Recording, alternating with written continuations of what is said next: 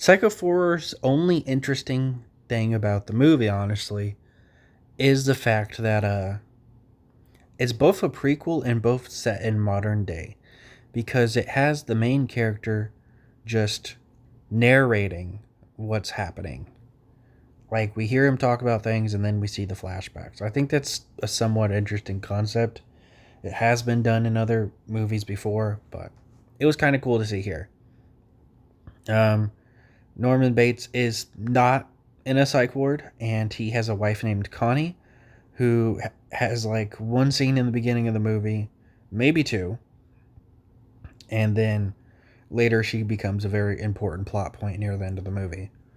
So, the plot point of this movie is Anthony Perkins calls in a radio show that's about matricide, which is, sons who kill their mothers. And there's just some random guy who's also, did that. So he has like a few lines of dialogue. Honestly, he can just be taken out the movie. I don't really know why he's here. He's honestly just kind of forgettable. He's just like, yeah, I killed my mom. And then the grandpa's also there and does not care that this guy killed his daughter. Just crazy, but they don't really do anything with it. So bye bye. Um, so then we start to learn about Norman's life throughout the movie, and it's just very uncomfortable, and not in like an abuse way, even though there is abuse. It literally seems incestuous, which, yeah, Norman's relationship with his mother was always weird, but it's turned up to 11 here. It's very, very strange.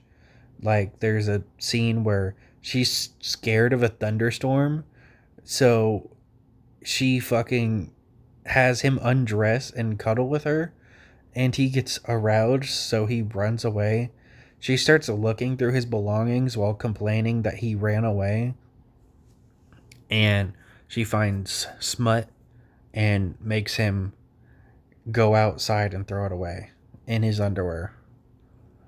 And then there's so many other scenes like that are just, it's just so fucking weird.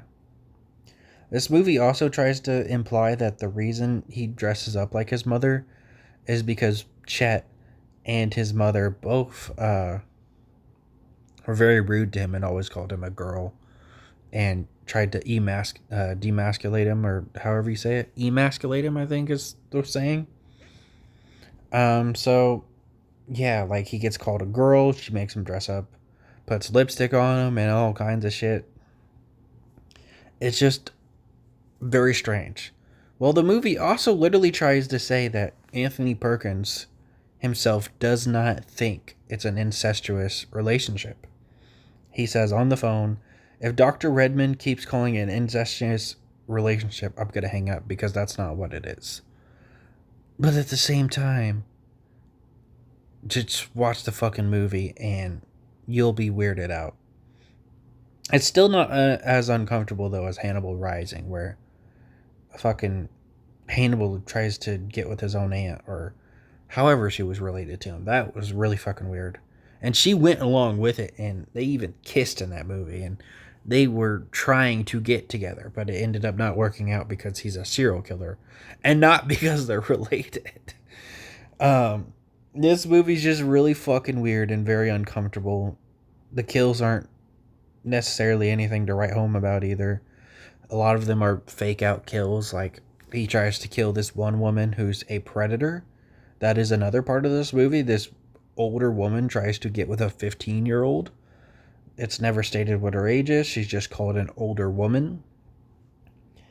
And, he tries to kill her. She comes back to life. He tries to kill her. And she comes back to life while in the trunk of the car. And then she dies.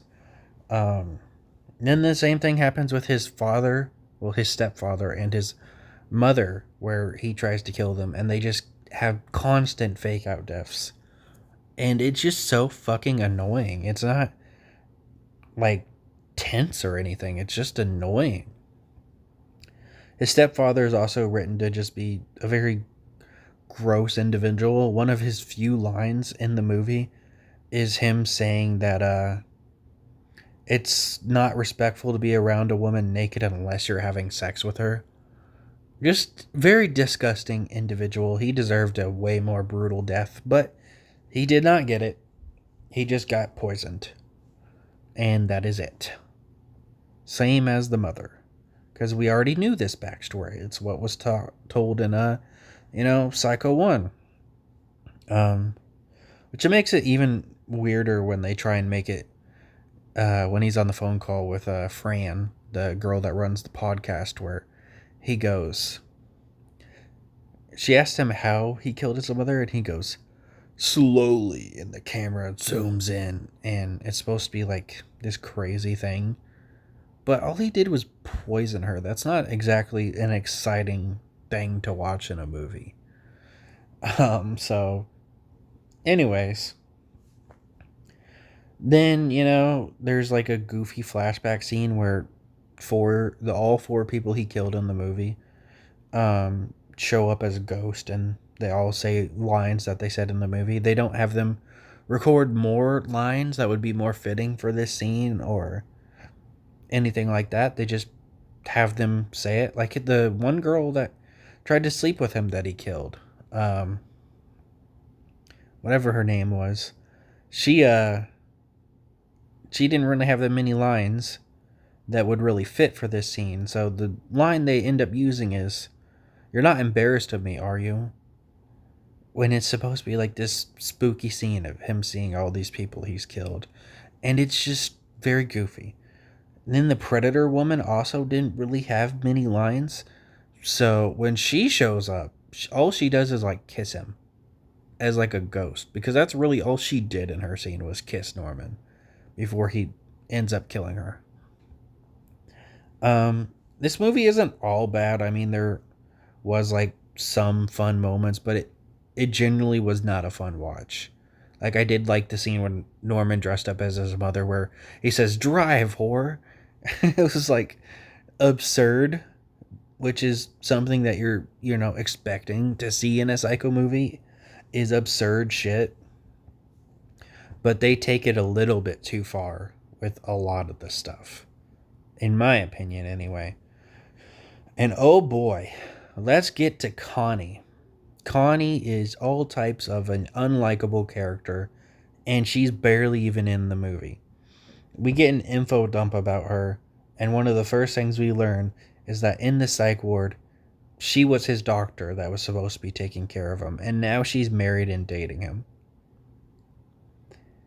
That is not okay. You should not date your patients. I don't think I should have to state that.